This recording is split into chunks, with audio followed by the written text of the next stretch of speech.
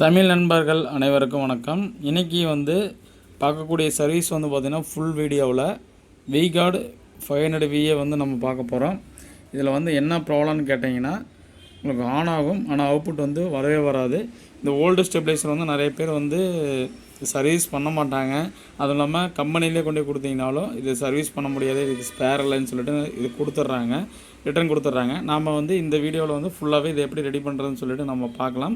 இது வரைக்கும் நம்ம சேனலை சப்ஸ்கிரைப் பண்ணாதீங்க, சப்ஸ்கிரைப் பண்ணிவிட்டு இந்த வீடியோவை முழுமையாக ஸ்கிப் பண்ணாமல் பாருங்கள். அதே மாதிரி சப்ஸ்கிரைப் பண்ணாதீங்க, சப்ஸ்கிரைப் பண்ணிவிட்டு மறக்காமல் பெல் ஐக்கானையும் கிளிக் பண்ணிக்கிங்க. வாங்க நம்ம வீடியோக்குள்ளே போகலாம்.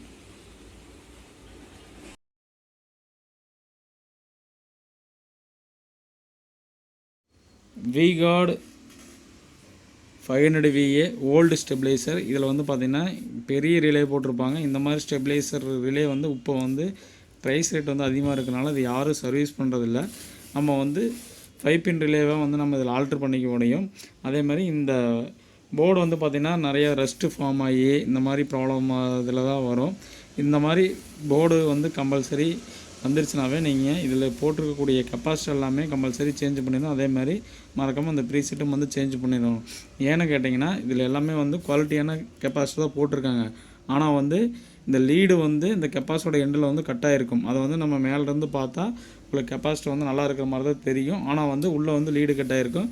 ஸோ அதனால் ப்ராப்ளம் நம்மளுக்கு ஐடென்டிஃபை பண்ண முடியாத கெப்பாசிட்டி நல்லா இருக்குல்ல, நம்ம ஏன் அவுட்புட் வர முடியும்னு சொல்லிட்டு நம்ம இது பண்ணோன்னா இது பழைய ஸ்டெபிளைசராக இருக்கங்காட்டி இது ரொம்ப ஓல்டாக இருக்கிறனால இந்த கெப்பாசிட்டி எல்லாமே பார்த்திங்கன்னா உங்களுக்கு நல்லாவே தெரியும். அதனால் இது ஃபுல்லாகவே நம்ம இந்த கெப்பாசிட்டி எல்லாமே சேஞ்ச் பண்ணிடணும். அதாவது 1025 ஒன்று போட்டிருப்பாங்க, 1050 வோல்ட் ஒன்று போட்டிருப்பாங்க, 150 வோல்ட்டு கெப்பாசிட்டி 2 போட்டிருப்பாங்க. அதே மாதிரி இந்த 2K ப்ரீசெட் எல்லாமே சேஞ்ச் பண்ணிடணும். அடுத்ததாக பார்த்திங்கன்னா இந்த ரிலேவை நம்ம செக் பண்ணணும். ரிலே பார்த்திங்கன்னா ஒரு சிலர் நீங்கள் கெப்பாசிட்டி எல்லாமே சேஞ்ச் பண்ணிடுவீங்க. சேஞ்ச் பண்ணதுக்கப்புறம் பார்த்திங்கன்னா இந்த ரிலேவை நீங்கள் செக் பண்ண மாட்டீங்க. இந்த ஃபஸ்ட்டு இந்த 3 ரிலே கொடுத்துருக்காங்க பார்த்தீங்களா, இதில் தான் உங்களுக்கு டைம் டிலேவே வேலை செய்யும் ஓல்டு ஸ்டெபிளைசரில். இப்போ பார்த்திங்கன்னா இந்த இதில் காண்டாக்ட் பார்த்திங்கன்னா ஃபஸ்ட்டு பின்னுக்கு இந்த ரெண்டு பின்லேயும் உங்களுக்கு காண்டாக்ட் ஆகிருக்கும். இது காமனு, இது NC, இது NO. பார்த்திங்கன்னா இந்த காமனுக்கும் நார்மல் க்ளோஸருக்கும் பார்த்திங்கன்னா ஒன்று ரிலே காண்டாக்டே இருக்காது. என்னென்ன காரணம்னு கேட்டிங்கன்னா இந்த இடத்துக்கு ரிலே ரொம்ப நாளாக யூஸ் பண்ணிகிட்டே இருக்குங்காட்டி ஸ்பார்க் ஆகி உங்களுக்கு கார்பன் படிஞ்சு உங்களுக்கு காண்டாக்டே இல்லாத மாதிரி இருக்கும். ஃபஸ்ட்டு நம்ம இதுக்கும் நம்ம கன்டினியூட்டி வருதுன்னு செக் பண்ணணும். கன்டினியூட்டி வரல அப்படிங்கும்போது பார்த்திங்கன்னா இந்த ரிலே நம்ம கனெக்ஷன் எடுத்துகிட்டு நம்ம 5 பின் ரிலே நான் ஆல்ட்ரு பண்ணி நம்ம போட்டுக்கலாம். அதே மாதிரி இதுலேயும் கன்டினியூட்டியெல்லாம் கரெக்டாக காண்டாக்ட் எல்லாம் வேலை செய்யுதா அப்படின்னு சொல்லிட்டு நம்ம பார்க்கணும். காண்டாக்ட் பார்த்திங்கன்னா இந்த மாதிரி பொறிஞ்சிருந்தனால நீங்கள் எமர்சிட்டி போட்டு ரிமூவ் பண்ணிவிட்டு அந்த கார்பன்லாம் ரிமூவ் பண்ணிவிட்டு நம்ம யூஸ் பண்ணலாம். இந்த ஸ்டெபிளைசருமே நம்ம யூஸ் பண்ண முடியும்.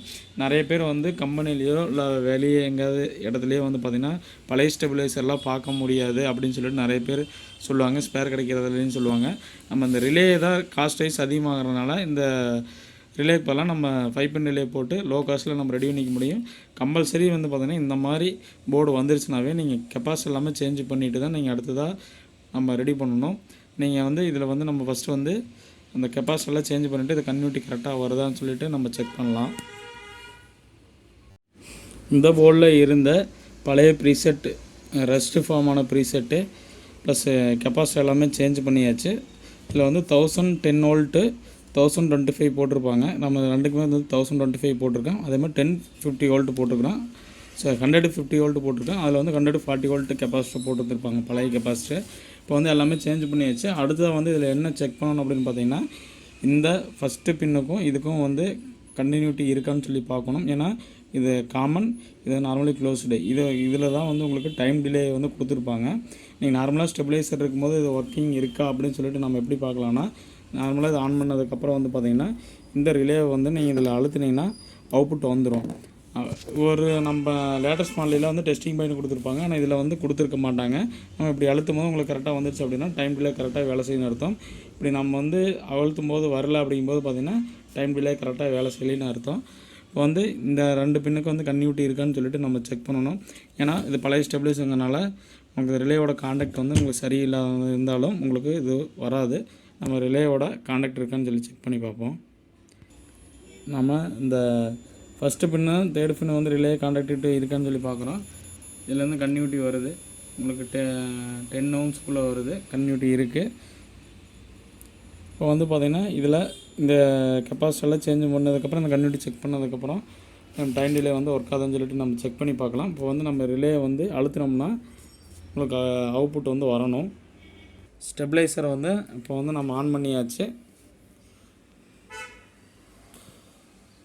பார்த்திங்கன்னா இன்புட் லைட் எரியுது, அவுட்புட் லைட் வந்து எரியல. நம்ம இதை டச் பண்ணும்போது உங்களுக்கு அவுட்புட் வந்துடணும். அவுட்புட் வந்துருச்சு.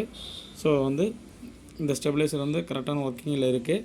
அதே மாதிரி கரெக்டாக ஒர்க் ஆகுதான்னு சொல்லிட்டு வந்து நம்ம இதில் வந்து என்ன பண்ணலாம் அப்படின்னு பார்த்தீங்கன்னா, இந்த ரிலே வந்து ஃபஸ்ட்டு ஆன் பண்ணும்போது ஆன் ஆகிட்டு மறுபடியும் ஆஃப் ஆகும் இந்த ரிலே. இப்போ ஆன் பண்ணி காமிக்கிறேன், இப்போ ஆஃப் பண்ணுறேன். இந்த மாதிரி வந்து ஆஃப் ஆகி ஆன் ஆகணும். அப்போ தான் வந்து பார்த்திங்கன்னா உங்களுக்கு ரிலே வந்து கரெக்டாக ஒர்க்கிங்கில் இருக்கான்னு சொல்லிட்டு நம்ம ஐடென்டிஃபை பண்ண முடியும். இப்போ இந்த கெப்பாசிட்டி எல்லாமே சேஞ்ச் பண்ணி இந்த கன்டினியூட்டி செக் பண்ணிவிட்டு இந்த ஸ்டெபிளைசர் வந்து நம்ம ரெடி பண்ணியாச்சு. இந்த மாதிரி தான் நம்ம ஓல்டு ஸ்டெபிளைசர் 500 VA வந்து நம்ம வீகோவில் ரெடி பண்ண முடியும். இந்த தகவல் வந்து உங்களுக்கு பிடிச்சிருந்ததுன்னா லைக் பண்ணுங்கள், ஷேர் பண்ணுங்கள், கமெண்ட் பண்ணுங்கள். நம்ம சேனலில் ஸ்டெபிளைசர், ஏசி போர்டு, என்னென்ன எலக்ட்ரானிக்ஸ் குட்ஸ் சர்வீஸ் பண்ணோமோ அதெல்லாமே வந்து ஷார்ட் வீடியோவும் முடிஞ்சால் ஃபுல் வீடியோவும் எடுத்து போடுவோம். நம்ம இது வரைக்கும் நம்ம சேனலை சப்ஸ்கிரைப் பண்ணாதீங்க, சப்ஸ்கிரைப் பண்ணிவிட்டு மறக்காம பெல் ஐக்கன் கிளிக் பண்ணிக்கோங்க. இனிமேல் போடக்கூடிய வீடியோவை தொடர்ந்து பாருங்கள். நன்றி, வணக்கம்.